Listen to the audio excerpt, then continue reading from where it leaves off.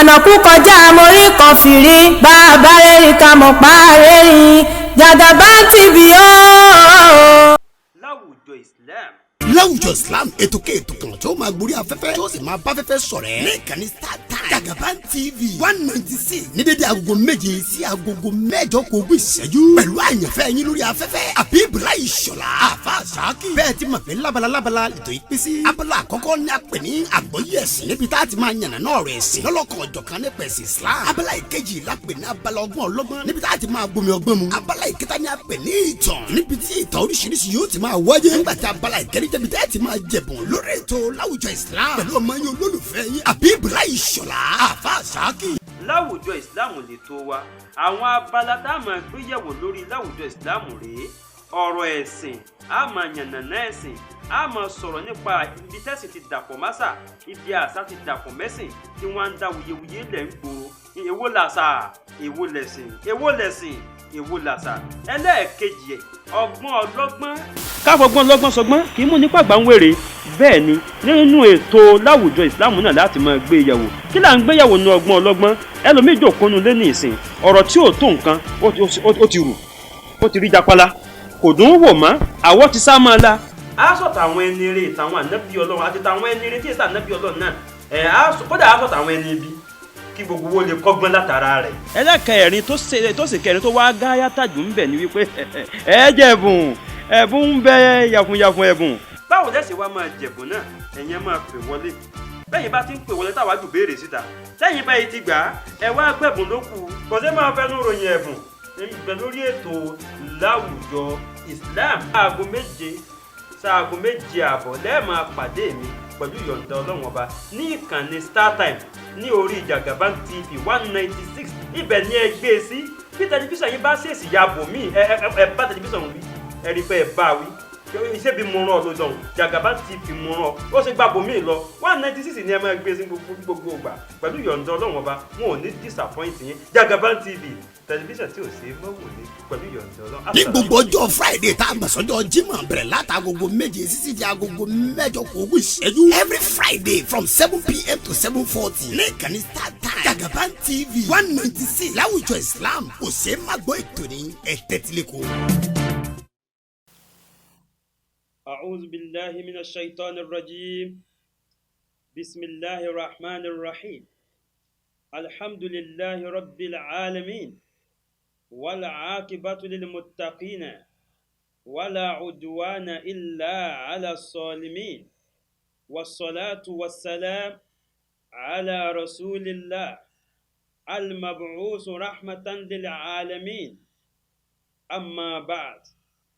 لا إله إلا الله لا إله إلا الله Ọlọ́run tó dá mi mo gbà fún mo gbà fún mo gbà fún mo gbà fún gbogbo ẹni tó ń mí pẹ̀lú àṣẹ ni àwọn tí wọ́n ti kú pẹ̀lú àṣẹ ni gbogbo ẹni tó rí ṣe pẹ̀lú àṣẹ ni ẹni tí ó ní o pẹ̀lú àṣẹ ni ẹni tó ti rágbéga pẹ̀lú àṣẹ ni ẹni tí ó ní o pẹ̀lú àṣẹ ni la ilaha illallah la ilaha illallah Ọlọ́run tó dá mi mo gbà fún mo gbà fún mo gbà fún. Assalamu alaikum wa rahmatullahi ta'ala wa barakatuhu. Ẹ káàárọ̀, ẹ káàsán, ẹ káalẹ́ ní gbogbo àyè tẹ́ ẹ bá ti ń gbọ́ mi. Mo tún ti dé sórí ètò lónìí. Orúkọ tèmi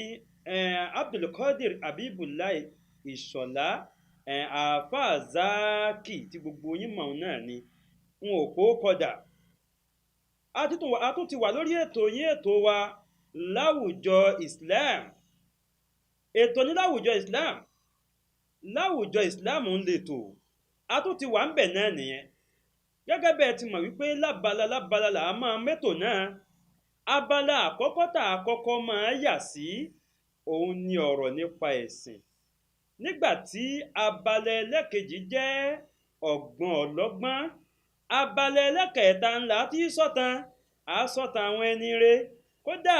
níjọ́ tó lọ́n bá tún kádàrá a lè sọ̀tàn àwọn ẹni ibi náà, kò síbi tá àti lè kẹ́kọ̀ọ́. Lẹ́yìn ìgbà náà la fi ọ̀rọ̀ ẹ̀bùn tẹ̀lé. Ẹ̀bùn ní máa jẹ́ abala ẹlẹ́kẹ̀ẹ́rin lórí ètò láwùjọ Islam. A tún ti wà níbẹ̀ lónìí nìyẹn pẹ̀lú yọ̀ǹda Ọlọ́run ọba. Ṣùgbọ́n kí n tó bọ́ sínú abala alákọ̀ọ́kọ́, láwùjọ Islam. Láwùjọ Islam ètò kan tí ó máa gborí afẹ́fẹ́ tí ó sì máa bá afẹ́fẹ́ ṣọ̀rẹ́ ní ìkànnì StarTimes Jagaban TV 196 ní dédé agogo 7 sí agogo 8 kò ogún ìṣẹ́jú pẹ̀lú àyànfẹ́ yín lórí afẹ́fẹ́ Abibulayi Ṣọlá Àfà Ṣákì. Bẹ́ẹ̀ ti mọ̀ pé lábala ètò ìpín sí. Abala àkọ́kọ́ ní a pè ní àgbọ́yé ẹ̀sìn níbi tá a ti máa yànnàná ọ̀rọ̀ ẹ̀sìn lọ́lọ́kan ọ̀jọ̀kan nípa ẹ̀sìn Islam. Abala ìkejì la pè ní abala ọgbọ́n ọlọ́gbọ́n níbi tá a ti máa gbomi ọgbọ́n mu. Abala ìkẹta ní a pè ní ìtàn níbi tí ìtàn oríṣiríṣi yóò ti máa wáyé. Nígbà tí abala ìkẹrin jẹ́bi tẹ́ ti máa jẹ̀bùn lórí ètò láwùjọ Islam pẹ̀lú ọmọ yín olólùfẹ́ yín Abibulayi Ṣọlá Àfà Ṣákì. Láwùjọ Islam lè tó wa. Àwọn abala tá a máa gbé yẹ̀wò lórí láwùjọ Islam rèé: ọ̀rọ̀ ẹ̀sìn, a máa yànnàná ẹ̀sìn, a máa sọ̀rọ̀ nípa ibi tẹ́sìn ti dàpọ̀ másà, ibi àṣà ti dàpọ̀ mẹ́sìn tí wọ́n ń dá wuyewuye lẹ̀ ń gbòòrò. Èwo làṣà, èwo lẹ̀sìn, èwo lẹ̀sìn, èwo làṣà. Ẹlẹ́ẹ̀kejì ẹ̀, ọgbọ́n ọlọ́gbọ́n. Káfọgbọ́n lọ́gbọ́n sọgbọ́n kì í mú nípa àgbà ń wèrè. Bẹ́ẹ̀ ni nínú ètò láwùjọ Ìsìláàmù náà láti máa gbé yẹ̀wò. Kí là ń gbé yẹ̀wò nu ọgbọ́n ọlọ́gbọ́n? Ẹlòmíì jókòó nu lé ní ìsìn, ọ̀rọ̀ tí ò tó nǹkan ó ti rù, ó ti rí japala, kò dùn ún wò mọ́, àwọ̀ ti sá máa la. A sọ̀tà àwọn ẹni eré ìtàwọn ànábì Ọlọ́run àti tàwọn ẹni eré tí èsì ànábì Ọlọ́run náà. Kódà a sọ̀tà àwọn ẹni ibi kí gbogbo wo lè kọ́gbọ́n látara rẹ̀. Ẹlẹ́kẹ̀ẹ́rin tó sì kẹrin tó wá gáyà tàjù ń bẹ̀ ni wípé ẹ jẹ̀bùn, ẹ̀bùn ń bẹ yàfùnyàfùn ẹ̀bùn. Báwo lẹ́sìn wá máa jẹ̀bùn náà? Ẹ̀yin máa pè wọlé. Bẹ́yìn bá ti ń pè wọlé táwa jù béèrè síta. Lẹ́yìn báyìí ti gbà á, ẹ wá gbẹ̀bùn ló kù. Kò sí máa fẹnu ròyìn ẹ̀bùn. Ìgbẹ́ lórí ètò láwùjọ Islam. Aago 7 sáago 7:30 lẹ́ẹ̀ máa pàdé mi pẹ̀lú yọ̀ǹda Ọlọ́run ọba ní ìkànnì StarTimes ní orí Jagaban TV 196. Ibẹ̀ ni ẹ gbé e sí. Bí tẹlifíṣàn yín bá ṣèèṣì ya bò mí, ẹ bá tẹlifíṣàn wí, ẹ rí pé ẹ bá wí. Iṣẹ́ bí mo rán ọ lọ́dọ̀ Jagaban TV mo rán ọ, ó ṣe gbà bò mí lọ. 196 ni ẹ máa gbé e sí gbogbo ìgbà pẹ̀lú yọ̀ǹda Ọlọ́run ọba. Wọn ò ní disappoint yín. Jagaban TV tẹlifíṣàn tí ò ṣe é mọ́wò ní pẹ̀lú yọ̀ǹda Ọlọ́run. Ní gbogbo ọjọ́ Friday tá a gbà sọ́jọ́ Jímọ̀ bẹ̀rẹ̀ látagogo 7 sísí di agogo 8 kò ogún ìṣẹ́jú. Every Friday from 7 p.m. to 7:40 ní ìkànnì StarTimes Jagaban TV 196 láwùjọ Islam kò ṣeé má gbọ́ ètò ní ẹ̀tẹ́tílẹ̀kọ́. Ẹ káàbọ̀ padà sórí ètò láwùjọ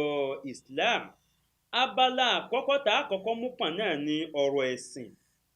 À ń sọ̀rọ̀ nípa Islam àti kí ni ipò Islam gan nínú ayé ń bí.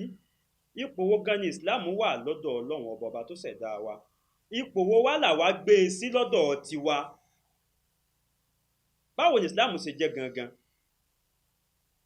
Níjẹ̀ ẹ̀jọ́ ń bí a ti dúró, a sọ̀rọ̀ nípa ẹ̀ dáadáa.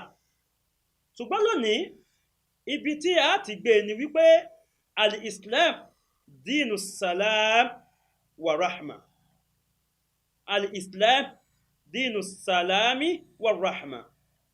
Islam ẹ̀sìn àlàáfíà ni, ẹ̀sìn àánú sì ni, ẹ̀sìn tó ní àánú lójú, ẹ̀sìn tó lómijé àánú ni, ẹ̀sìn tí máa ṣàánú ọmọ èké, tí ṣàánú àgbàlagbà, ẹ̀sìn tí máa ṣàánú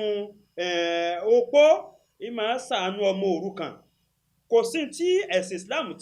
tí ò sọ̀rọ̀ lé lórí. Ẹ̀sìn tí kọ́ aṣíwájú bí tí ṣe sí ọmọ ẹ̀yìn, ẹ̀sìn tí kọ́ ọmọ ẹ̀yìn bá àti bọ̀wọ̀ fún aṣíwájú, ẹ̀sìn tí máa kọ́ olórí bí ó ti ṣe pẹ̀lú aráàlú tí ò ní dájú, ẹ̀sìn tí kọ́ aráàlú bá ti ṣe pẹ̀lú aṣíwájú torílẹ̀-èdè fi dàgbàsókè. Islam ni. Kọ́ọ̀lù àwọn àfà wọ́n sọ̀rọ̀ nípa Islam. Wọ́n ní annal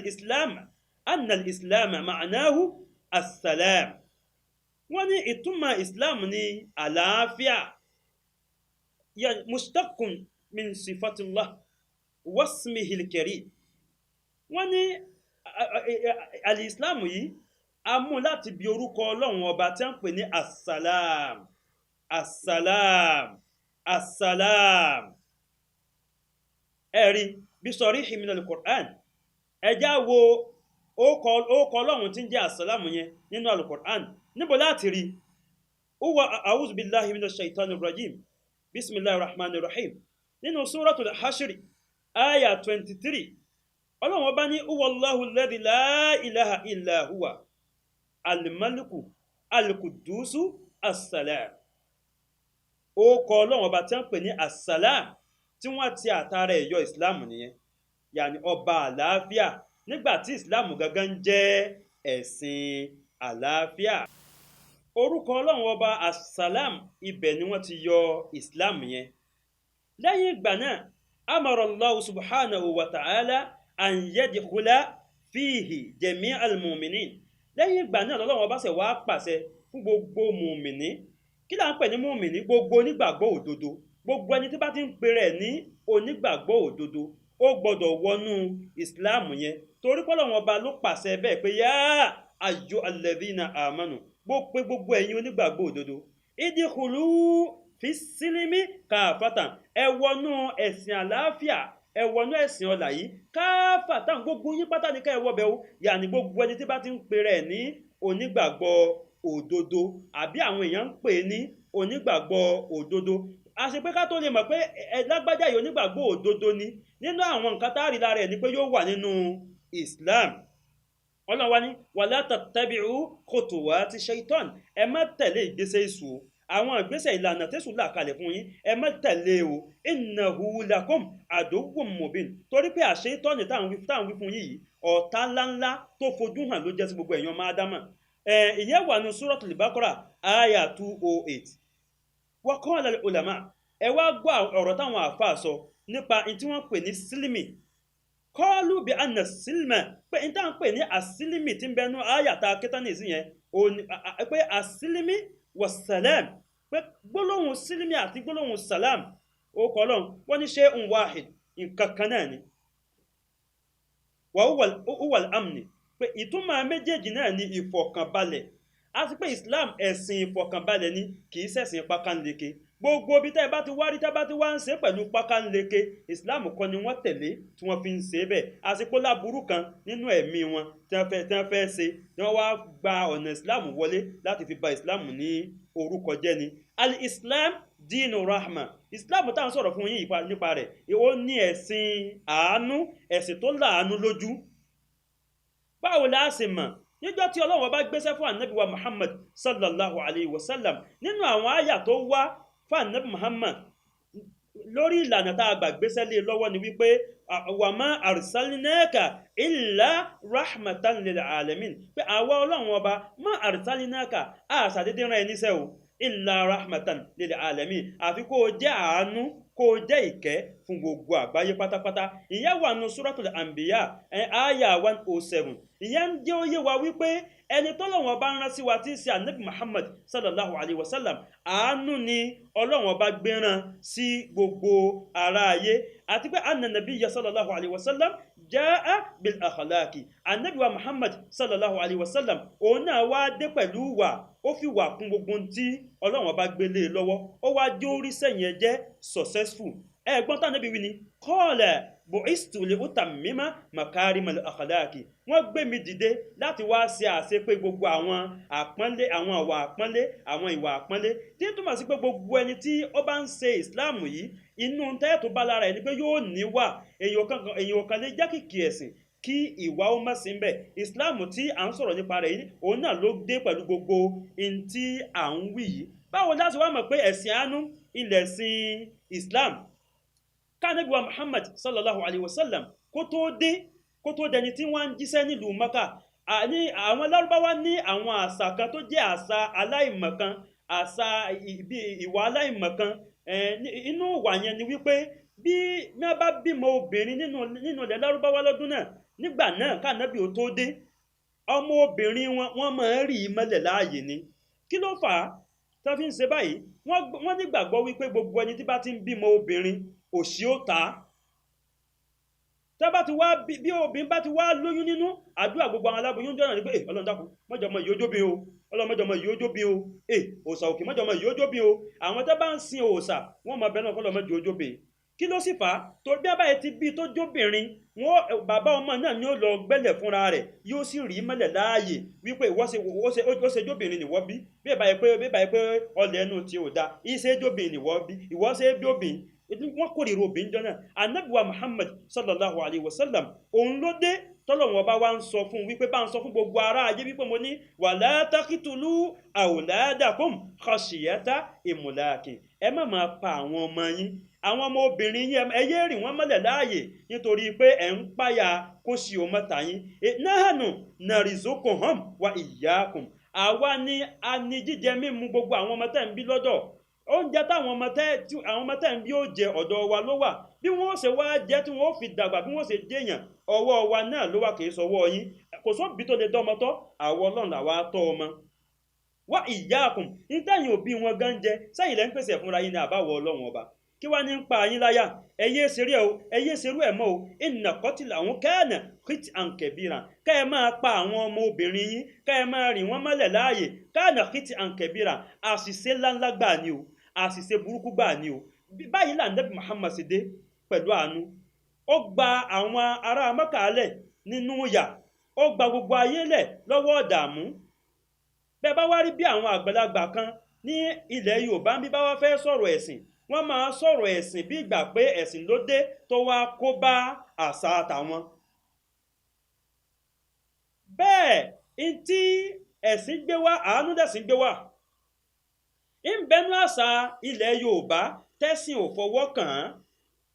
ẹ̀sìn ò kó bá nítorí pé àṣà tó dáa ni ìwà ń bẹnu àṣà tí ń bẹ nílẹ̀ Yorùbá tó yẹ pé àṣà tí ò dáa ni kí ni àṣà tí ń bẹ nílẹ̀ Yorùbá nínú àṣà tó jẹ́ àṣà tó dáa Yorùbá ló ní kí wọ́n múra dáadáa gbogbo ẹ̀yà yòókù tí ń bẹ ní Nàìjíríà lẹ́yìn ẹ̀yà Haúsá Yorùbá ló tún kù tí wọ́n ní àṣà ká múra dáadáa bí àwọn obìnrin ilẹ̀ Yorùbá bá fẹ́ wọ kaba wọn ó wọ̀ tí ó dá láwọn obìnrin jọ̀hún ni o àwọn àṣọ tàwọn ti sí o àwọn obìnrin jọ̀hún wọn ó wọ kaba tí wọ́n bá fẹ́ wọ ìró àti bùbá wọn ó wọ̀ tí ó ṣe rẹ́múrẹ́mú lára wọn wọn ó tún wó gèlè wọn á máa borí wọn Yorùbá ló ní àṣà yẹn wọ́n sì ti ń lorú àṣà bẹ́ẹ̀ kẹ́sìn ò tó dé nígbà tẹ́sìn náà wá dé tẹ́sìn náà wí ni wípé kí gbogbo obìnrin ó máa rìn ní ìhòrìhò la ilaha illallah gbogbo ẹni tẹ́ bá rí tí ń rìn ní ìhòrìhò nílẹ̀ Yorùbá lónìí ẹ̀sìn kọ́ ló ní wọ́n máa rìn ìhòrìhò ọ̀làjú tìwé ọ̀làjú tòyìnbó ló sọ wọ́n dà bẹ́ẹ̀ èwo wá ní ẹ̀sìn fọwọ́ kàn ní àṣà Yorùbá tí nǹkan yẹn ò dáa nínú ẹ̀ ní báwọn àgbàlagbà jọ̀hún náà bá fẹ́ sọ̀rọ̀ wọ́n lè séde mọ́ obìnrin fódìdí ọjọ́ méje kóbìnrin kan kò gbọdọ̀ jáde bí wọ́n bá fẹ́ sọ́ọ̀sà wọ́n á máa fi èèyàn bọ̀gún wọ́n á máa fi èèyàn rúbọ nílẹ̀ Yorùbá Ọlọ́run sì ní wala taqtulu awladakum khashiyata imlakin sẹ́rí pé Islam ló wá dé pẹ̀lú àánú lórí gbogbo nǹkan wọ̀nyí nǹkan tí ò dáa ni ẹ má ṣe é mọ́ bọ́pọ̀lọpọ̀ bá wá fẹ́ sọ̀rọ̀ wọ́n wá máa ní ẹ má jẹ́ kẹ́sìn ó bá àṣà wa jẹ́ ẹ̀sìn ó lè bá àṣà jẹ́ èyí tí ò bá dáa nínú àṣà tó lè mú wa kò bínú Ọlọ́run ilẹ̀ sí ní a má ṣe mọ́ ẹ̀sìn àánú lẹ̀sìn Islam àwa ń bọ̀rọ̀ kan lọ nípa ọ̀rọ̀ ẹ̀sìn àbáláyé lórí ètò láwùjọ Islam ní kí là ń pè ní ẹ̀sìn àbáláyé gan ọ̀rọ̀ yẹn la sọ dórí Ànábì wa Idris alayhi salatu wassalam níbi tá a bá dé ni wípé wọ́n ti bí Ànábì Idris láti ayé Ànábì Ádámù láti gbé bí wọ́n ṣe ń bá a bọ̀ wá tẹ́ẹ̀fẹ́ sọ̀rọ̀ tẹ́ máa sọ pé àwọn ẹ̀sìn àwọn baba ńlá wa tá a bá ẹ̀sìn àwọn baba ńlá wa tá a bá Islam ni kí ni a sì ń pè ní Islam ìju ọwọ́ ju ẹsẹ̀ lẹ̀ ju ẹ̀mí lẹ̀ fún Ọlọ́run ni wọ́n ń pè ní Islam gbogbo ẹni tó bá ti ju ọwọ́ lẹ̀ fọ́lọ́run tó ju ẹsẹ̀ lẹ̀ fọ́lọ́run tó ju ẹ̀mí lẹ̀ fọ́lọ́run mùsùlùmí ni òun tọ̀hún gbọdọ̀ forí balẹ̀ fún ọba tó láyé tó lọ́run wọ́n wá bí Ànábì wa Idris alayhi salatu wassalam ba'athahu Allahu ila bani Qabil ọlọ́run gbé ànábì Idris dìde ìran àwọn ọlọ́run rán sí ìran Kọ́bílà lọ́lọ́run ọba rán sí ẹ má gbàgbé pé Kọ́bílà yìí ni ó wà nínú àwọn ọmọ ànábì Adam tá ànábì Adam bí àwọn àrọ́mọdọ́mọ àwọn ọmọ tó bí ni wọ́n dá ìbọ̀rìṣà sílẹ̀ ẹ má gbàgbé ibi tá a ti ń bá bọ̀ wá nìyẹn wa kanu ya'buduna al-asnam àwọn ìran Kọ́bílà yìí wọ́n á máa bọ̀rìṣà wattakhazu lahum amsatu asnam gbajúmọ̀ òòṣà tó kọ́kọ́ dórí ilẹ̀ ilé ọlọ́ọ̀tá kọ́kọ́ forí balẹ̀ fún láyé márùn ni ya'budunaha min dunillah wọ́n máa ń forí balẹ̀ fún yàtọ̀ fọ́lọ́hun orúkọ òòṣà àkọ́kọ́ ní à ń pè ní Waddan orúkọ òòṣà ẹlẹ́kejì ní à ń pè ní Suwa'an òòṣà ẹlẹ́kẹta ń jẹ́ Yagusa òrìṣà ẹlẹ́kẹrin ń jẹ́ Ya'uqa òrìṣà ẹlẹ́karùn ń jẹ́ Nasira àwọn orúkọ òòṣà márààrún yìí ẹ lọ wọnú Suratu Nuh àyà 23 Quran àyà 23 ilẹ̀ ti bá falamma tazayada nígbà tí wọ́n wá bẹ̀rẹ̀ sí ní lékún nípa àbọ̀rìṣà yìí amarahum yani ba'atha Allahu ilayhim Idris ọlọ́run wá gbé ànábì wa Idris dìde alayhi salatu wassalam ànábì Idris tá ń sọ̀rọ̀ nípa rẹ̀ yìí huwa awwalu man khatta bil qalam òun là kọ́kọ́ ẹni tó kọ́kọ́ fi pẹ́ẹ̀nì kọ nǹkan láyé wa awwalu man kataba sufa òun náà là kọ́kọ́ ẹni tó kọ́kọ́ mú ìwé tó kọ nǹkan sírí ìwé wa awwalu man nadhara fi ilmi an-nujumi wal izab òun náà sì là kọ́kọ́ ẹni tó kọ́kọ́ sọ̀rọ̀ nípa ìràwọ̀ àti kátẹ yẹ̀pẹ̀ kátẹ ìsáàb wa huwa awwalu man khata siyab òun náà là kọ́kọ́ ẹni tó kọ́kọ́ ránṣọ láyé òun náà ló sì kọ́kọ́ wọ aṣọ tí wọ́n fàbẹ́rẹ́ rán wa huwa awwalu man wadu al-mikyal ànábì Idris náà ni àkọ́kọ́ ẹni tó kọ́kọ́ ṣe scale pé ká fi scale wọn nǹkan ó jíṣẹ́ fáwọn Bani Qabil nígbà tó tó àsìkò Idris ò kú ó wà lákọọ́lẹ̀ pé kò kú téèdò ní ọlọ́run ọba ní kí ó fún láǹfààní kó wá sínú sánmà ní wọ́n gbé lọ sínú sánmà ní lẹ́yìn ìgbà náà ó bímọ kan ọmọ yẹn ni wọ́n pè ní Mutawshila ìgbà tí Idris lọ sínú sánmà Mutawshila tó jọmọ rẹ̀ gbàjọba ó ń dájọ́ láàrin àwọn èèyàn ó bí ọmọ tó ń pè ní Lamuk gbogbo tó jogún lọ́dọ̀ bàbá rẹ̀ ó dìlífà rẹ̀ fún Lámùkù yìí Lámùkù bẹ̀rẹ̀ sí ní ṣèjọjọ́ ó ń dájọ́ láàrin àwọn ènìyàn Lámùkù tá ń sọ̀rọ̀ nípa rẹ̀ yìí ó jáde níjọ́ kan ó ń ṣeré lọ ó wá rí ọmọbìnrin kan ọmọbìnrin yìí wá wù wasa'alaha an ismiha ó béèrè orúkọ rẹ̀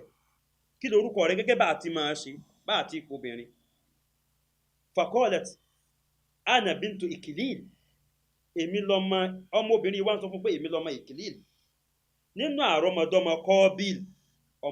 ọmọ bíbí inú ànábì Adam Lámùkù wá ń bi wípé alaka ba'lu só ti lọ́kọ ni ó ní ìyẹn tí lọ́kọ o Lámùkù wá ń sọ fún wípé tí kìí bá ṣe wípé ó kéré lọ́jọ́ orí ni ìyẹn bá sì fi ọ́ sáyà kéèyàn sì tó lè dàgbà débi tí wọ́n ó tó ṣe ẹjọ́ náà pé obìnrin ti bàlágà ó ti dẹni ọkùnrin kó tó lè dà bẹ́ẹ̀ ẹjọ́ náà yóò dọmọ 200 years ọmọbìnrin wá sọ fún pé ẹ̀ka ń wò mí mo kàn rí jájálá ni o bẹ́ẹ̀ tí ń wò mí mọ̀mọ́ ti lé ní 102 ọdún àtogún bẹ́ẹ̀ tí ń wò mí 220 years ní mí òtítọ́ bá sọ̀rọ̀ ó bá a sọ̀rọ̀ wọ́n lọ dáná wọ́n so yìgì wọ́n fẹ́ ra wọn ọmọ tó wá tàtàrà àwọn méjèèjì jáde ní jẹ́ Abdulgafari yìí òun ni gbogbo ayé mọ̀ sí Nuha in tó fà á ti fi ń jẹ́ Nuhu ẹ gbọ́ pèrèpèrè rẹ̀ tó bá di níjọ́ mẹ́jọ pẹ̀lú ìyọ̀ǹda Ọlọ́run ọba àwọn ìpìlẹ̀ tó bí òòṣà ní ń sọ fún yín yẹn òòṣà tó sì kọ́kọ́ dórí ilẹ̀ ilé Ọlọ́run márùn ni wọ́n ó kọ wọn mo ti kà yẹn ṣùgbọ́n ṣáájú káwọn òòṣà yóò tó dé ẹ̀sìn wo lára ayé ń sìn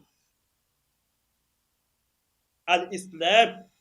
dínú salam bí ẹ ti mọ̀ rèé lórí abala alákọ̀ọ́kọ́ nínú ètò láwùjọ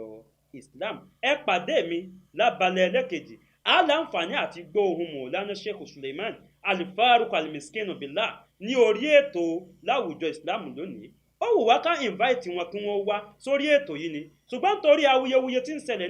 nínú ìlú tí ò fún wa láǹfààní ṣùgbọ́n lágbára Ọlọ́run lábalẹ̀ ẹlẹ́kejì ẹ gbọ́ ohùn wọn nínú abala ọgbọ́n ọlọ́gbọ́n ẹ pàdé mi lódìkejì ètò wassalamu alaikum.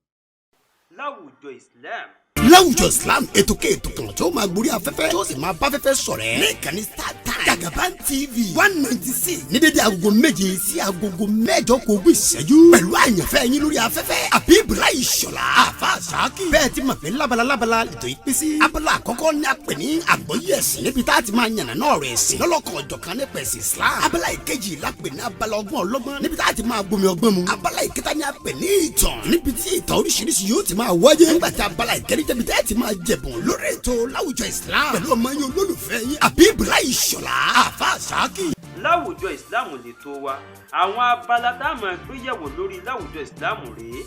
ọ̀rọ̀ ẹ̀sìn a máa yànnàná ẹ̀sìn a máa sọ̀rọ̀ nípa ibi tẹ́sìn ti dàpọ̀ másà ibi àṣà ti dàpọ̀ mẹ́sìn tí wọ́n ń dá wuyewuye lẹ̀ ń gbòòrò èwo làṣà èwo lẹ̀sìn èwo làṣà ẹlẹ́ẹ̀kejì ọgbọ́n ọlọ́gbọ́n.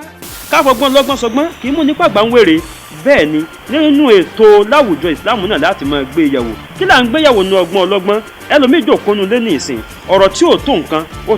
ó ti rù ó ti rí japala kò dùn ún wò mọ́ àwọ̀ ti sá máa la. a sọ̀tà àwọn ẹni eré ìtàwọn ànábì Ọlọ́run àti tàwọn ẹni eré tí èsì ànábì Ọlọ́run náà kódà a sọ̀tà àwọn ẹni ibi kí gbogbo wo lè kọ́gbọ́n látara rẹ̀. ẹlẹ́kẹ̀rin tó sì kẹrin tó wá gáyà tàjù ń bẹ̀ ni wípé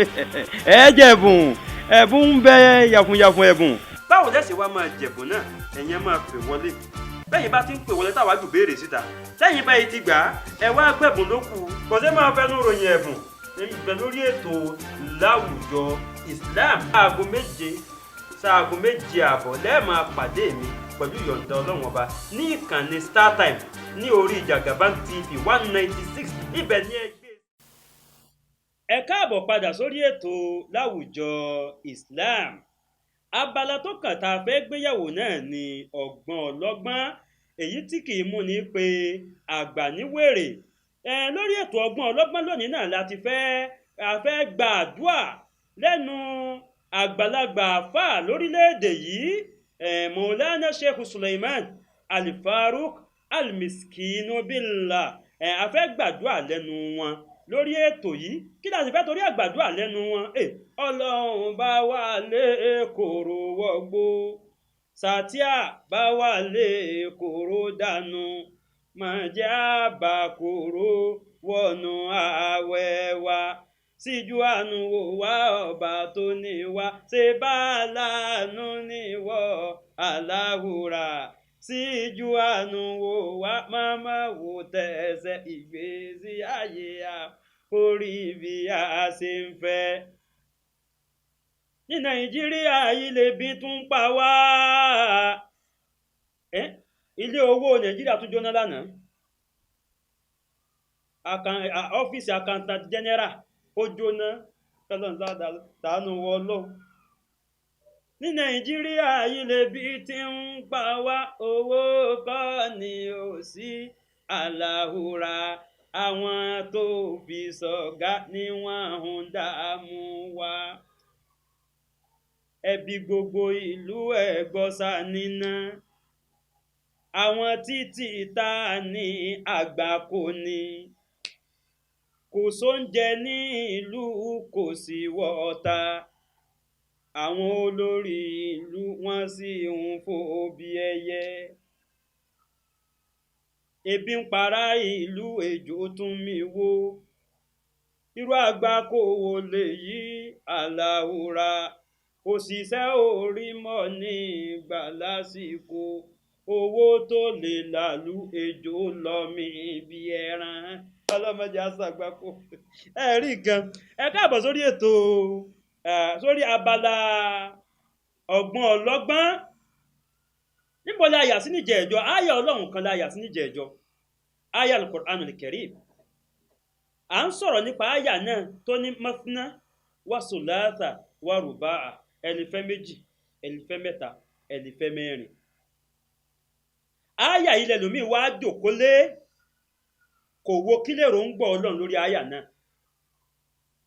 ìwà ń tàtà rẹ̀ kó bá rẹ̀ àwọn yìí oníyà tí ò wá mọwọ́ tí ò mẹsẹ̀ tí ò mọ̀ kankan pọ̀ ọ̀rọ̀ rẹ̀ àwọn ní ti ọ̀rọ̀ lù ó kó sí bàtà wàhálà ó ní wọ́n lórí ìwọ̀n ò fẹ́ yàwó kan ọlọ́run ọba ní wa in khiftum alla ta'dilu fawahidatan tí ẹ bá ń páyà tẹ́rí pẹ́ lè ṣe déédéé ẹ fẹ́ obìnrin ẹyọ ọ̀kan péré kí wá ní èròǹgbà ọlọ́run pẹ̀lú déédéé tí ń wí yẹn wamal adil kí lè èròǹgbà ọlọ́run pẹ̀lú déédéé nínú the same surah tá a bá sún síwájú ọlọ́run ọba ní walan tastati'u an ta'dilu bayna an-nisa ẹ̀ẹ́sẹ̀ lè ṣe déédéé láàrin obìnrin walau harastum kódà bí bá ń wù yín tẹ́ ń gbìyànjú láti ṣe déédéé ẹ̀ lè ṣe déédéé láàrin obìnrin ṣùgbọ́n gbọ́tẹ̀ ẹ̀dà ní pé tẹ́ bá ti kó wọn pọ̀ fala tamilu kullal mayl ẹ má fi gbogbo ara yẹ̀ kúrò lọ́dọ̀ ẹnìkan lọ fi tọ́jú ẹnìkan fatasaruha kalmu'allaqati kẹ́ má bàa wá sọ obìnrin kan di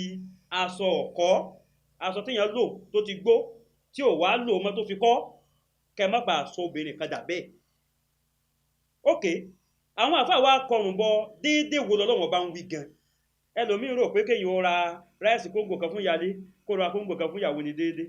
òun kọ́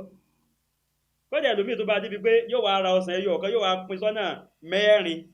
yóò wá ní ìwọ ìyálé ńgbà ìyàwó ńgbà ìyàwó kẹta ìwọ náà gbà ìyàwó kẹrin ìwọ náà gbà tó kó jẹ́ pé gbogbo yín lè jẹ adùn ọsàn ẹyọ ọ̀kan ṣoṣo tá a bá tún fẹ́ bó bá tún wá fẹ́ fún wọn lẹ́yìn ọsàn ẹlẹ́kejì yóò tún rẹ̀ òun náà sọ́nà mẹ́rin déédéé kọ́ jàǹbá nù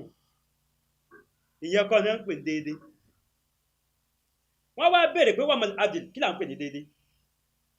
ìyá wa Aisha radiyallahu anha òun ló wá já mọ́ tí ànábì gbà lérò pẹ̀lú déédéé ìyá wa Aisha ní annabiyyu sallallahu alayhi wa sallam pé ànábì tẹ́ rí yẹn yaksimu baynana ìmọ̀ pín nǹkan fáwọn àyàwó rẹ̀ wa ya'dilu a sì máa ṣe déédéé wa yaqul ṣùgbọ́n máa sọ̀rọ̀ kan tó bá ti ń sin nǹkan yẹn tó bá ti pín nǹkan fún wa tán ọ̀rọ̀ tí máa sọ rèé hadha qismi á ní eléyìí ní ìpín tèmi fima amlik tí mo lágbára láti fi ṣe déédéé fala talumni ọlọ́run ìwọ ọlọ́run má bá mi wí o má bú mi o fima tamlik nípa nǹkan tó ṣe pé ìwọ ọlọ́run ló lè ṣe déédéé lórí ẹ̀ èmi ò lè ṣe déédéé lórí ẹ̀ o ó ní àwọn wá bí ànábì wípé kí ni nǹkan tí o tún fi ṣe déédéé ó ti ṣe dáadáa fún wa náà ànábì ní a kò lè yé yín àwọn ìyàwó rẹ̀ ní ó jẹ́ oyé wa náà ni o iyal qalbu ọkàn ni bí n bá fi oúnjẹ ṣe déédéé fún yín tí mo pín oorun déédéé mi ò lè pín ìfẹ́ déédéé àṣìfẹ́ yẹn ni ọlọ́wọ́ bá ń gbà lérò tí fi ń sọ yí pé tí ẹ bá ti mọ̀ pé ẹ̀ ní lè ṣe déédéé ẹ dúró lórí ẹyọ ọ̀kan báwo ló ṣe wá rí bẹ́ẹ̀ ìwọ ti fẹ́ ìyàwó kan láti bí 30 ọdún ẹ sì lówó lọ́wọ́ ó wá tó rú àsìkò yìí àsìkí wá dé ó wá fẹ́ mi ó wá fẹ́ mi ìtàn sórí mi tó ṣẹ̀ṣẹ̀ fẹ́ hùn àtèyí tẹ̀ tí ń bára yín bá láti bí 30 ọdún tí ẹjọ́ jẹ̀yà ẹ̀tọ́ kan náà ni wọ́n jọ ní o kìí ṣe pé tó máa pé èmi àti ya aráfá wàhálà yẹn pọ̀ ó bá mi jẹ̀yà gan-an so o lè compare rẹ̀ pẹ̀lú ẹ o tó gbọ́ o lè compare rẹ̀ pẹ̀lú ẹ ó ju ẹ lọ nínú ilé yìí because èmi àti ẹ̀ lájọ́ má bá ṣe bẹ̀rẹ̀ you know ó faramọ́ ni o so mo ti fún ní 100,000 naira so ìwọ máa manage 30,000 yìí ìkànnì ọ́ tó bá tún mọ̀ pé nìkan bọ́ ọ jẹ̀yà o sì fẹ́ ṣe déédéé pẹ̀lú rẹ̀ mọ́fẹ́ mi dúró tẹ ní ó bọ́ ọ jẹ̀yà nítorí bá mọ́ ọ fẹ́ mi déédéé ń tẹ́ni tí ó bọ́ ọ jẹ̀yà ó gbà ilẹ̀ ni tó ṣẹ̀ṣẹ̀ fẹ́ ó gbà ìtumọ̀ déédéé nù tẹ́ ẹ̀ bá ti wá lè ṣe é bẹ́ẹ̀ ẹ̀ dúró lórí ẹyọ ọ̀kan bí ń ṣe dúró máa rèé lórí ètò ọgbọ́n ọlọ́gbọ́n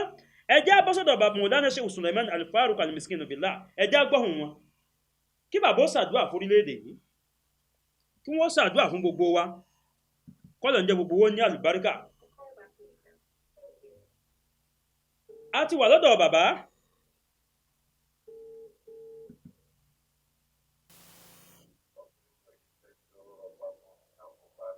Amina bàbá. Amina. Amina. Amina. Bàbá Ọlọ́run forí ẹ̀ṣẹ̀ gbogbo wa jìn wá. Wọ́n ní k'Ọlọ́run forí ẹ̀ṣẹ̀ wa jìn wá. Wọ́n ní k'Ọlọ́run forí ẹ̀ṣẹ̀ wa jìn wá o. Ọlọ́run mọ́sà yọ́nú sí wa. Ọlọ́run bá wa pàṣìṣe wa rẹ́. Torí kò sí tí mú àlùbá sọ̀kalẹ̀ ẹ̀ṣẹ̀ ní ohun bàbá wa lẹ́ ń gbà yìí o. Kò wá sí tó lè kó okú ọ̀lẹ́ náà àfàdúà. Àgbọ́ bàbá. Bẹ́yẹn bá ṣe Ọlọ́run ní mádánwò sọ̀kalẹ̀.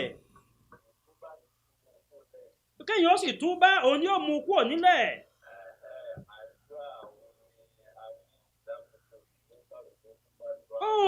Bàbá tó fún wa lọ́nà àbáyọ o.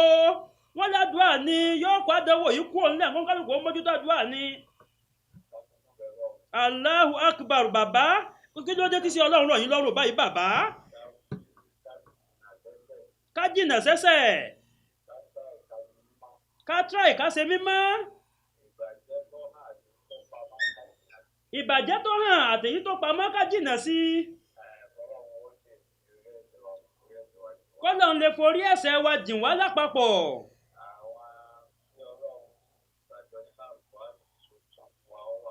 Àwọn kan bẹ nínú Al-Qur'ani tọ́lọ́run fi ṣe solúsọ̀ fún wa.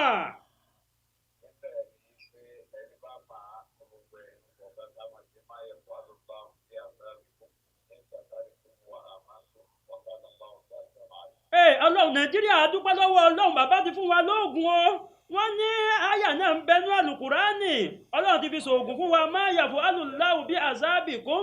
in shakartum wa amantum wa kana Allahu shakiran aliman. Bàbá lóògùn tọ́lọ́run fún wa nìyẹn. Lẹ́yìn náà ká máa ṣe Rabbi najjini wa ahli mimma ya'maluna.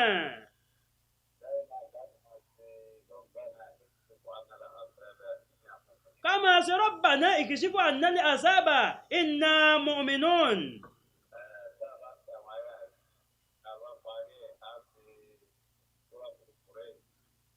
Bàbá wa parí ẹ̀ àwa kẹ́lì láfíkà sí. A sì ké kúlé a'udhu bi rabbil falaq àti kúlé a'udhu bi rabbin nas. Kásàlátù ọmọ wà ń wájú, kásàlátù ọmọ wà nígbẹ̀yìn. Kọ́lọ̀ ń wọlé bẹ́ẹ̀. Bàbá wa Mọ̀lánà Sheikh Adam Ọlọ́run bá wa yọ́nú sí bàbá. Nígbà tí wọ́n wà láyé wọ́n kọ ẹsẹ̀ orin bíi méjì kankanlẹ̀. Wọ́n ní Rabbana Rabbal khalaiki najjina min shahri zamani واتنا منك السعادة واتنا منك السلامة. Láwùjọ Islam. Láwùjọ Islam ètò kan tí ó máa gborí afẹ́fẹ́ tí ó sì máa bá afẹ́fẹ́ ṣọ̀rẹ́ ní ìkànnì StarTimes Jagaban TV 196 ní dédé agogo 7 sí agogo 8 kò gbé ìṣẹ́jú pẹ̀lú àyànfẹ́ yín lórí afẹ́fẹ́ Abibulai Ìṣọ̀lá Àfà Ṣáàkì. Bẹ́ẹ̀ ti mọ̀ pé lábala ètò ìpín sí abala àkọ́kọ́ ní àpè ní àgbọ́yé ẹ̀sìn níbi tá a ti máa yànnà náà rẹ̀ ẹ̀sìn lọ́lọ́kan ọ̀jọ̀kan nípa ẹ̀sìn Islam. Abala ìkejì lápè ní abala ọgbọ́n ọlọ́gbọ́n níbi tá a ti máa gbomi ọgbọ́n mu. Abala ìkẹta ní àpè ní ìtàn níbi tí ìtàn oríṣiríṣi yóò ti máa wáyé. Nígbà tí abala ìkẹrin débi tẹ́ ti máa jẹ̀bùn lórí ètò Láwùjọ Islam pẹ̀lú ọmọ yín olólùfẹ́ yín Abibulai Ìṣọ̀lá Àfà Ṣáàkì. Láwùjọ Islam lè tó wa àwọn abala tá a máa gbé yẹ̀wò lórí Láwùjọ Islam rèé ọ̀rọ̀ ẹ̀sìn a máa yànnàná ẹ̀sìn a máa sọ̀rọ̀ nípa ibi tẹ́sìn ti dàpọ̀ másà ibi àṣà ti dàpọ̀ mẹ́sìn tí wọ́n ń dá wuyewuye lẹ̀ ń gbòòrò èwo làṣà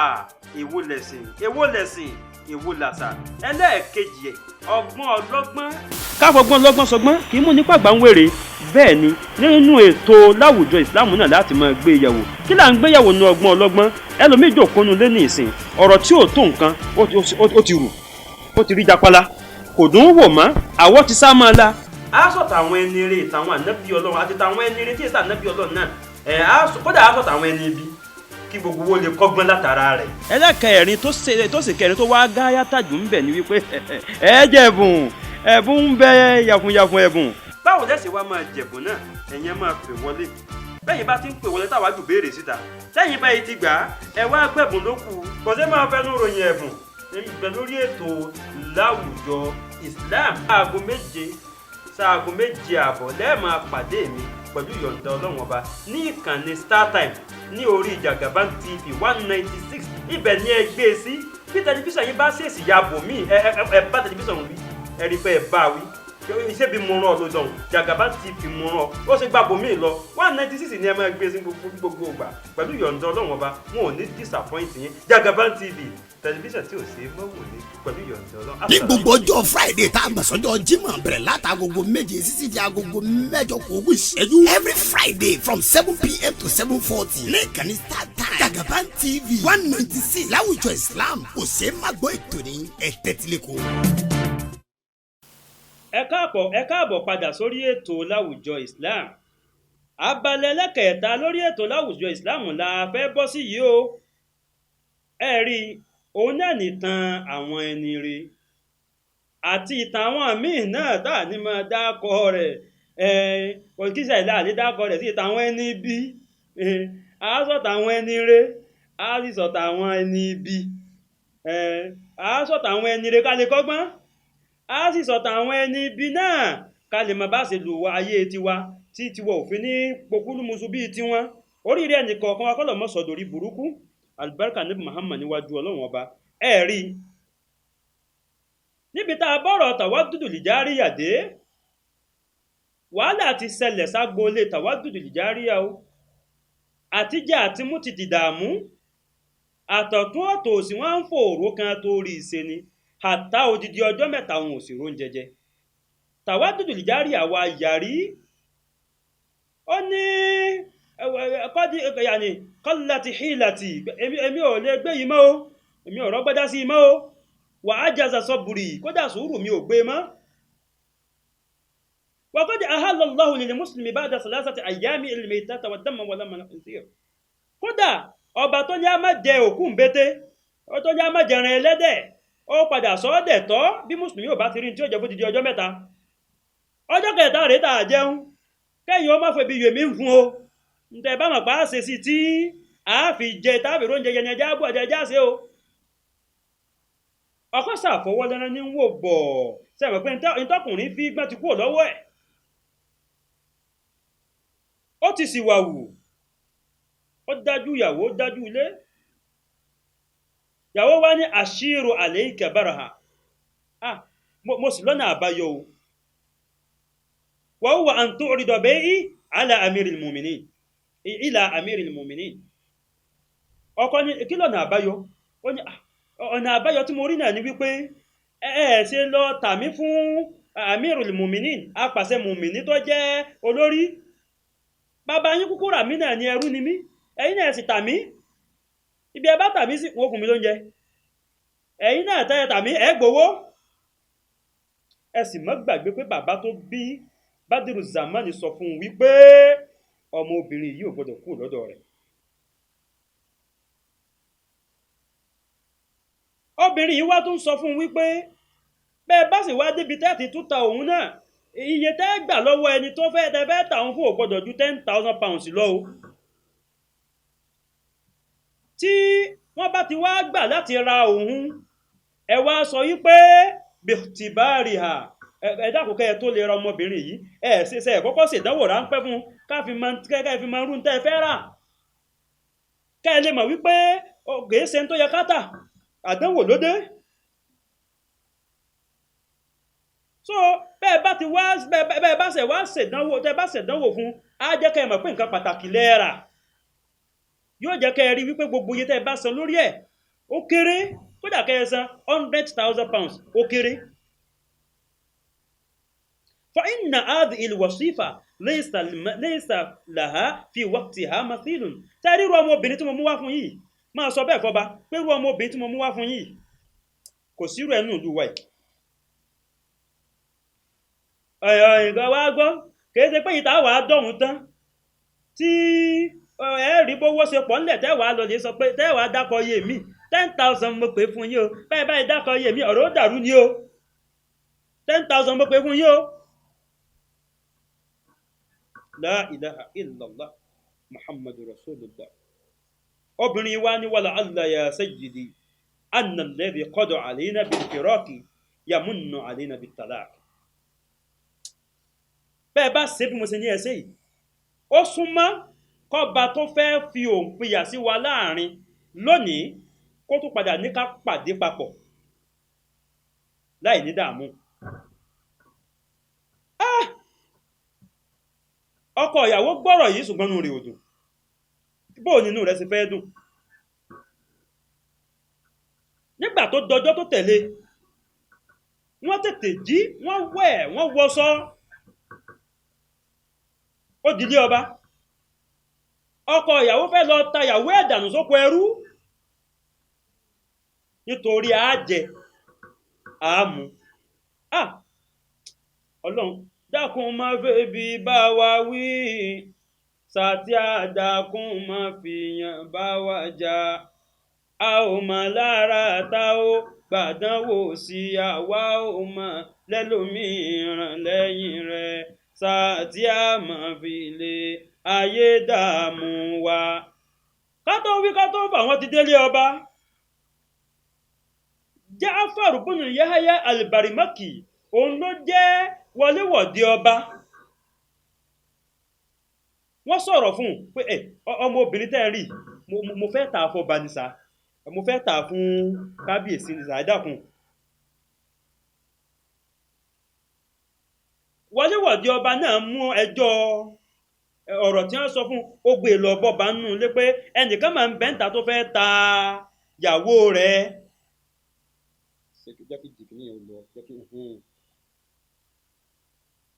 ẹnìkan máa ń bẹ́ńtà tó fẹ́ ta ìyàwó ẹ̀. ọba yẹn wọ́n ní bẹ́ẹ̀ ni anna sayyidaha yuridu bai'aha wọ́n fẹ́ ta ìyàwó ẹ̀. ọba nìkan jẹ́ ó wọlé. ó déwájú ọba ó dọ̀bálẹ̀ ó ròyìn rẹ̀ fọ́ba pé ẹ dákun mo fẹ́ ta ìyàwó mi ni ẹ dákun mo fẹ́ ta sọ́dọ̀ yín kó máa jẹ́ ẹrú fún yín ni ẹ dákun. ọba níyàwó ọ̀hún dà ní a bá mú ìyàwó wọlé.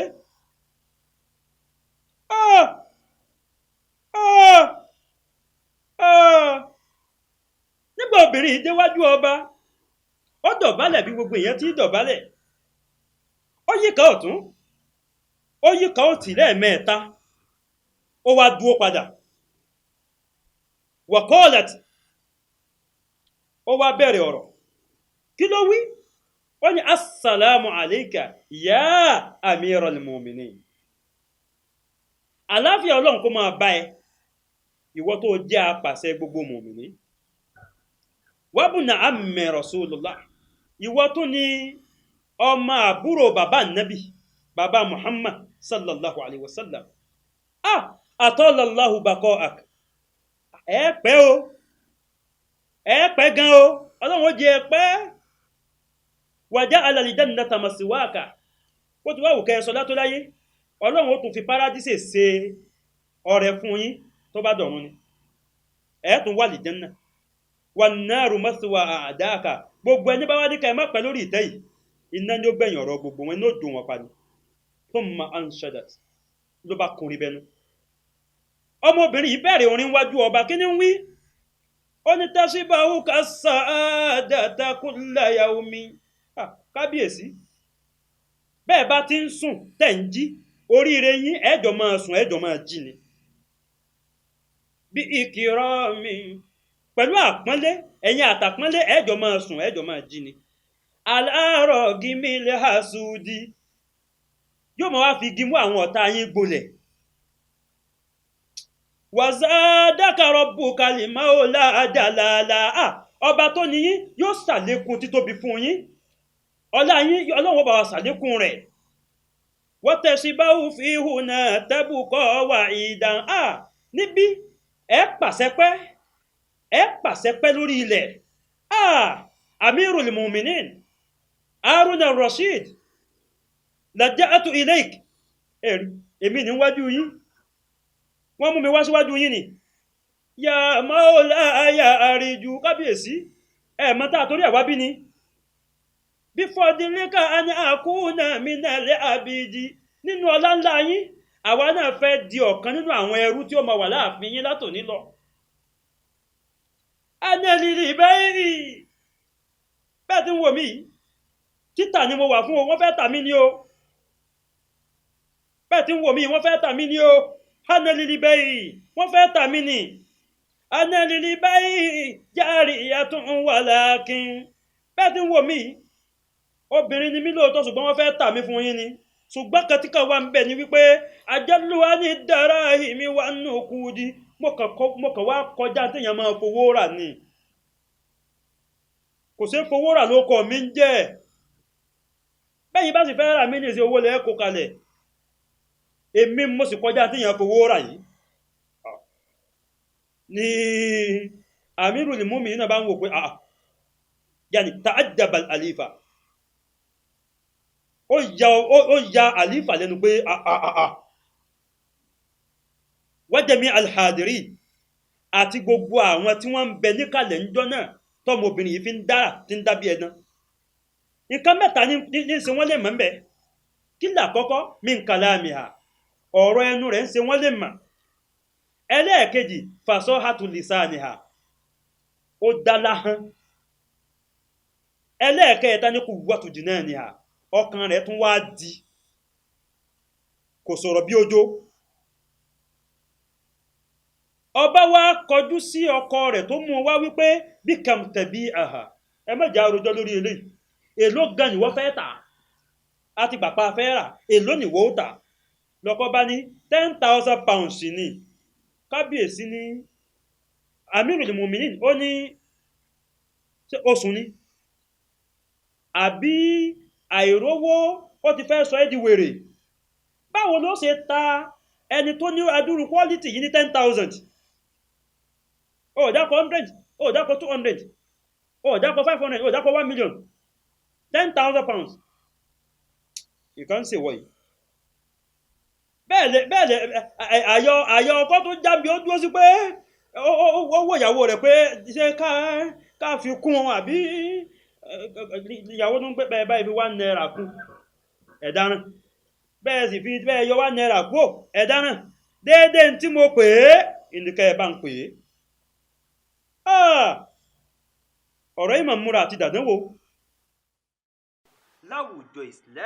Láwùjọ Islam ètò kan tí ó máa gborí afẹ́fẹ́ tí ó sì máa bá fẹ́fẹ́ sọ̀rẹ́ ní ìkànnì StarTimes Jagaban TV 196 ní dédé agogo 7 sí agogo 8 kò gbé ìṣẹ́jú pẹ̀lú àyànfẹ́ yín lórí afẹ́fẹ́ Abibulai Ìṣọ̀lá Àfà Ṣákì bẹ́ẹ̀ ti mọ̀ pé lábala ètò ìpínsí abala àkọ́kọ́ ní apẹ̀ ní àgbọ́yé ẹ̀sìn níbi tá a ti máa yànnà náà rẹ̀ ẹ̀sìn lọ́lọ́kan ọ̀jọ̀kan nípa ẹ̀sìn Islam abala ìkejì lápẹ̀ ní abala ọgbọ́n ọlọ́gbọ́n níbi tá a ti máa gbomi ọgbọ́n mu abala ìkẹta ní apẹ̀ ní ìtàn níbi tí ìtàn oríṣiríṣi yóò ti máa wáyé nígbà tí abala ìkẹrin tẹ́bi tẹ́ ti máa jẹ̀bùn lórí ètò Láwùjọ Islam pẹ̀lú ọmọ yín olólùfẹ́ yín Abibulai Ìṣọ̀lá Àfà Ṣákì. Láwùjọ Islam lè tó wa àwọn abala tá a máa gbé yẹ̀wò lórí Láwùjọ Islam rèé ọ̀rọ̀ ẹ̀sìn a máa yànnàná ẹ̀sìn a máa sọ̀rọ̀ nípa ibi tẹ́sìn ti dàpọ̀ másà ibi àṣà ti dàpọ̀ mẹ́sìn tí wọ́n ń dá wuyewuye lẹ̀ ń gbòòrò èwo làṣà èwo lẹ̀sìn èwo lẹ̀sìn èwo làṣà ẹlẹ́ẹ̀kejì ẹ̀ ọgbọ́n ọlọ́gbọ́n.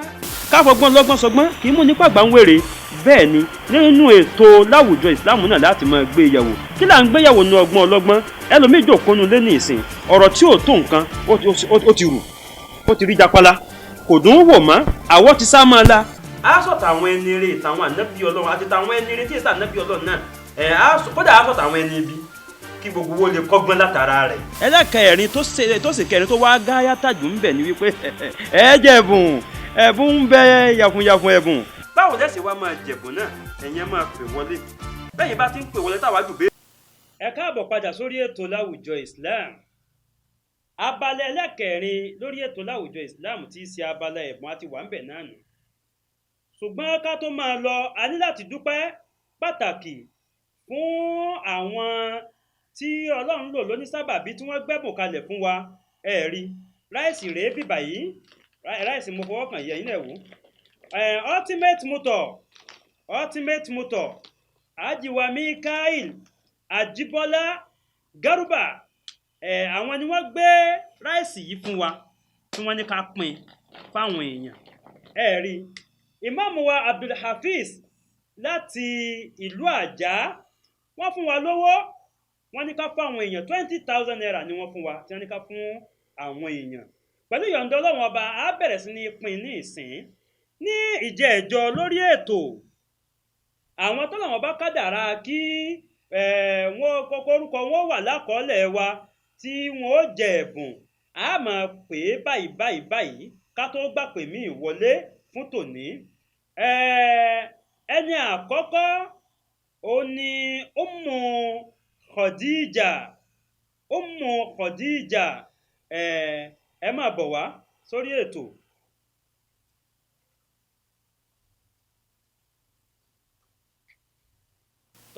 Ummu Khadija ìyá Khadija ẹ káàbọ̀ sí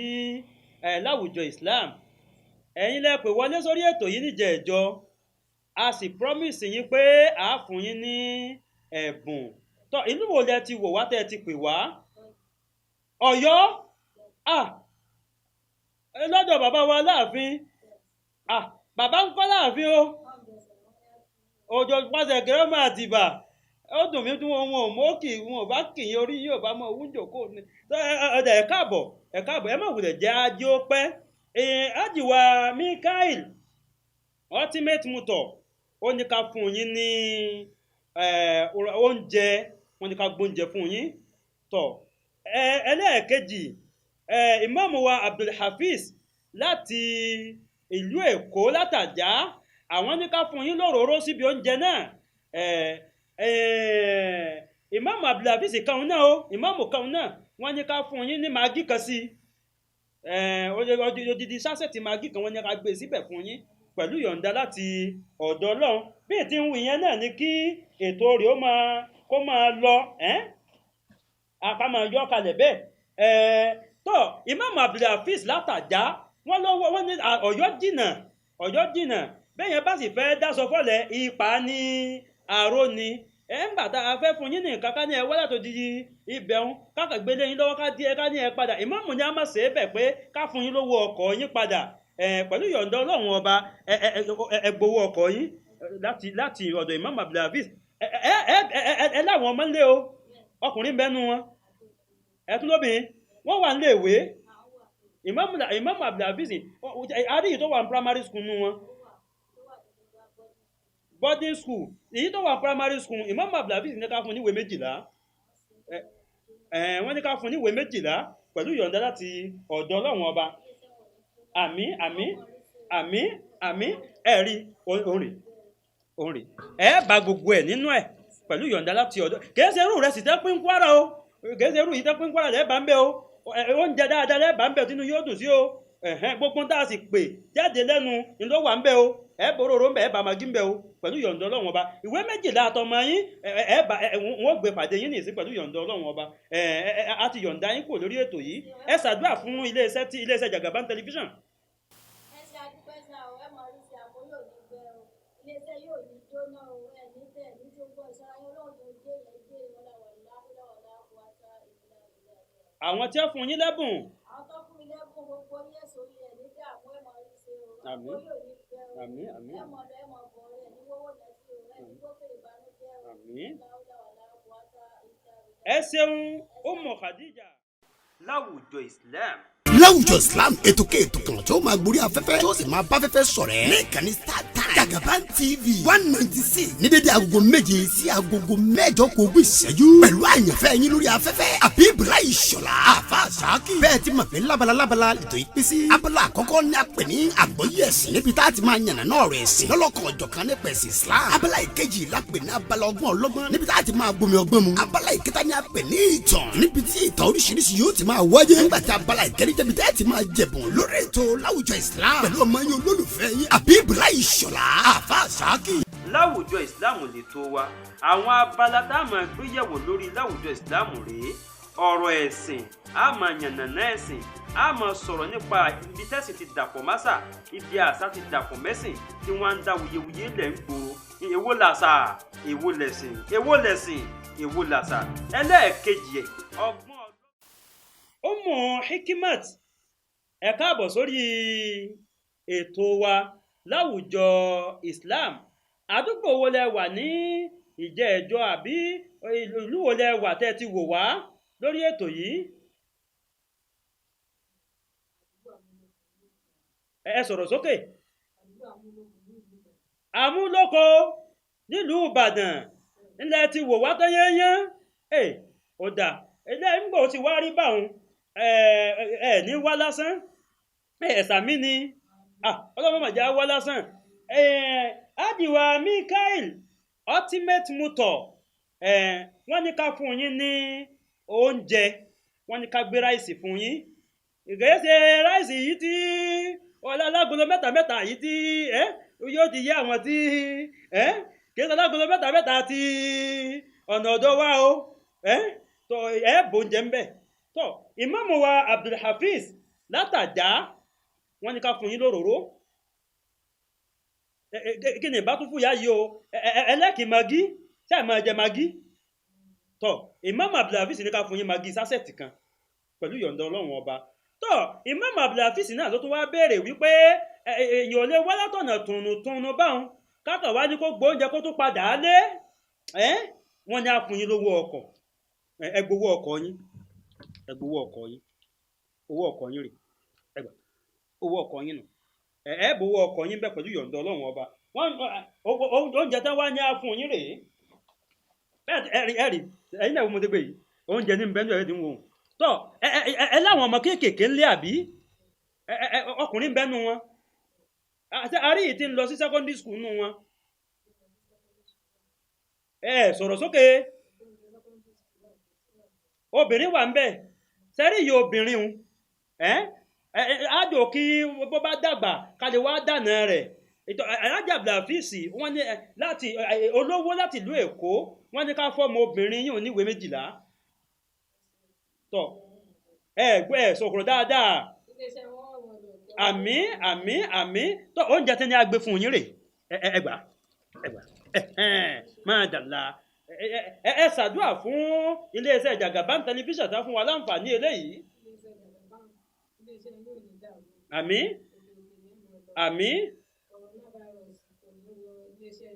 Ọlọ́run. àmín ẹ ṣàdúrà fún àwọn tí wọ́n fún yín lẹ́bùn látòrí Ultimate Motor.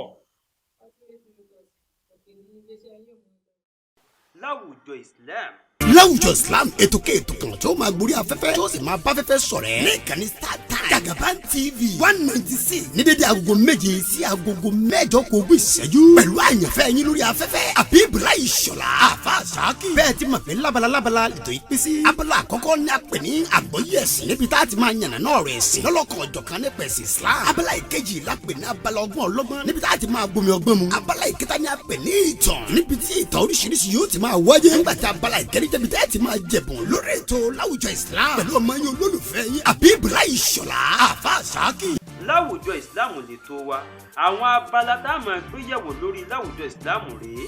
ọ̀rọ̀ ẹ̀sìn a máa yànnàná ẹ̀sìn a máa sọ̀rọ̀ nípa ibi tẹ́sìn ti dàpọ̀ másà ibi àṣà ti dàpọ̀ mẹ́sìn tí wọ́n ń dá wuyewuye lẹ̀ ń gbòòrò èwo làṣà èwo. Abdulaziz Ọlálérè Abdulaziz Ọlálérè sọ náà ti wà lórí ètò kó wá jòkó. Abdulaziz Ọlálérè ṣé wọ́n ni bó ti rí fóònù àbí dádì kan gbé fóònù kalẹ̀ lọ sáré mú bí tí ń wọ yìí ó mọ̀jọ́ ọmọlé kéwù ń gbọ́ sọ̀rọ̀ sókè nígbà tó ń bá mi sọ̀rọ̀ ń jẹ̀jọ́ ẹnu rẹ̀ mú ṣe jẹjẹ lórí kíní ni ọjọ́ ọmọlé kéwù ọya púrùfù ààrẹ kí n fi wo bóyá ọmọlé kéwù ni ọ́ lóòótọ́ kí láàfin mọ̀ pé ọmọlé kéwù ni ọ́ jẹ́ púrùfù ààrẹ ká gbọ́ yá ó sọ̀rọ̀ sókè. A'udhu billahi minash shaitanir rajim. Bismillahir rahmanir rahim. La tasikini ma'al hayati bizillatin. Bal fasikini bil izika adol anzali. àgbà mí. Ma'al hayati bizillatin kajahannama.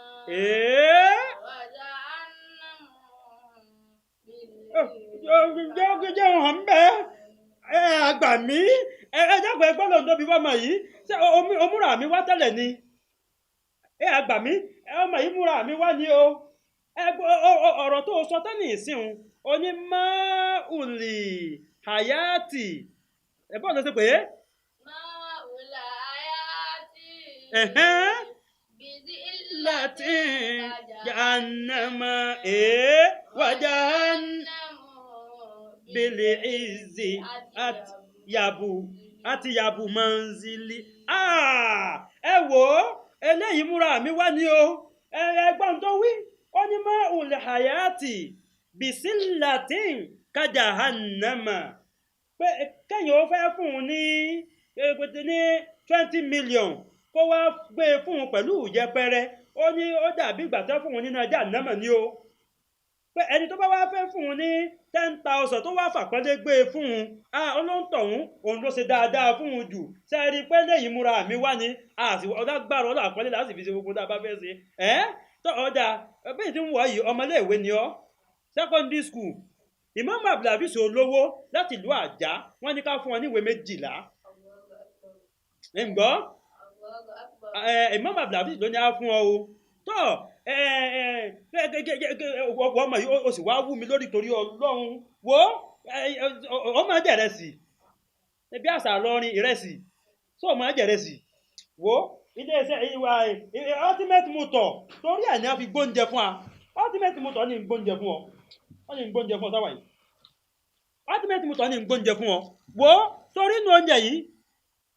Imam Abdulhafiz olówó ní fún ọ ní òróró ti wà ń bẹ̀ Imam Abdulhafiz ní fún ọ ní magi ti wà ń bẹ̀ o gbẹ̀ sọ́dọ̀ tó o máa ń wọṣọ ó máa ń wọṣọ dáadáa Imam Abdulhafiz ní ká fún ọ láṣọ ọ̀pá 5 ọmọ kéwù ni ọ́ ó máa ń wọṣọ ó gbà sọ ọ̀pá 5 tó bá tó wá di nínú àwẹ̀ a tún promise rẹ tó bá tó ráyè pè wọlé ó gbà yálà yẹ ẹ̀bùn nínú àwẹ̀ Imam Abdulhafiz wọ́n ti promise wa Imam Adébárí ọ̀kan lọ́mọ́ ti promise wa kó wọn ó gbóúnjẹ kalẹ̀ ó gbà yálà yẹ oúnjẹ pẹ̀lú yọ̀ǹda Ọlọ́run ọba kò ní jù báyìí lọ lórí ètò lónìí mo á ti yọ̀ǹda rẹ máa lọ ní. Láwùjọ Islam láwùjọ Islam ètò kéètò kan tí ó máa gborí afẹ́fẹ́ tí ó sì máa bá afẹ́fẹ́ ṣọ̀rẹ́ ní ìkànnì StarTimes Jagaban TV 196 ní dédé agogo 7 sí agogo 8 kò gbé ìṣẹ́jú pẹ̀lú àyànfẹ́ yín lórí afẹ́fẹ́ Abibulai Ìṣọ̀lá àfa Ṣáàkì bẹ́ẹ̀ ti mọ̀ pé lábala ètò ìpín sí abala àkọ́kọ́ ní àpè ní àgbọ́yé ẹ̀sìn níbi tá a ti máa yànnà náà rẹ̀ ẹ̀sìn lọ́lọ́kan ọ̀jọ̀kan nípa ẹ̀sìn Islam abala ìkejì lápè ní abala ọgbọ́n ọlọ́gbọ́n níbi tá a ti máa gbomi ọgbọ́n mu abala ìkẹta ní àpè ní ìtàn. ẹni tó kù tí òun náà jẹ́bù ní ìsìn oní Muhammad lórúkọ ọmọ náà ń jẹ́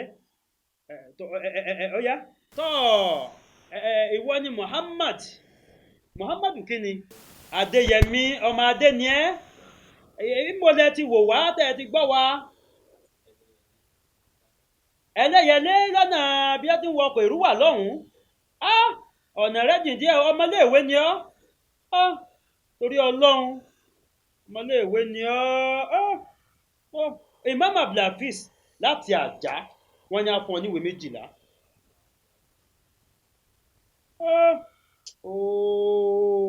ó máa wọṣọ irú ìbéèrè wo ṣe ìbá sọ ló wọ̀ débí bó bá lásọ ní ìsìn ó tún wọ̀ Imam Abdulhafiz ní ká fún lásọ ọ̀pá 5 ó di mélòó máa kà ó ultimate motor wọ́n ní ká fún ọ ní ráìsì yìí kéèsè ráìsì alágolo mẹ́ta ó ti yá àwọn ará kéèsè alágolo méjì ti ọ̀nà ọ̀dọ̀ wa o kéèsè rí ìdá ń pínlẹ̀ náà ọ̀dọ̀ wa lọ́hùn o alágolo méjì kọ́ o ẹ̀rí pé wẹ̀wọ́ ó ti rí oúnjẹ ní bẹ́ẹ̀ náà bó ti ń wo ohun ultimate motor ló ní á fún ọ tọ́ Imam Abdulhafiz látàjá tó wá rò pé èyàn sí ẹgbà rẹ̀ sì nìkan